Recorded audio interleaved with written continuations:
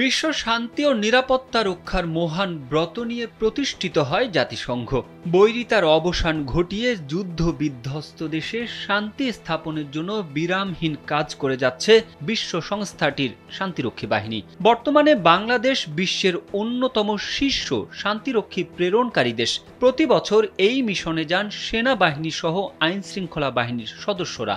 বিনিময়ে তারা অর্জন করেন বিপুল অঙ্কের বৈদেশিক মুদ্রা।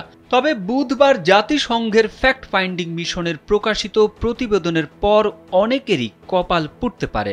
2024 সালের জুলাই আগস্টে বাংলাদেশে সংঘটিত মানবাধিকার লঙ্ঘনের তদন্ত প্রতিবেদন প্রকাশ করেছে জাতিসংঘ মানবাধিকার হাইকমিশন OHCHR। এতে বলা হয় 2024 সালের মানবাধিকার লঙ্ঘনের সঙ্গে জড়িত ছিলেন এমন সামরিক বা পুলিশ বাহিনী, র্যাব, ডিজিএফআই বা ঢাকা মেট্রোপলিটন পুলিশের গোয়েন্দা শাখা অথবা বিজিবি ব্যাটালিয়নের সঙ্গে যুক্ত সদস্যরা জাতিসংঘের শান্তিরক্ষী মিশনের জন্য মনোনীত হবেন না। প্রকাশিত প্রতিবেদনে বাংলাদেশ সরকারকে নানা ধরনের সুপারিশ করেছে মানবাধিকার হাইকমিশন।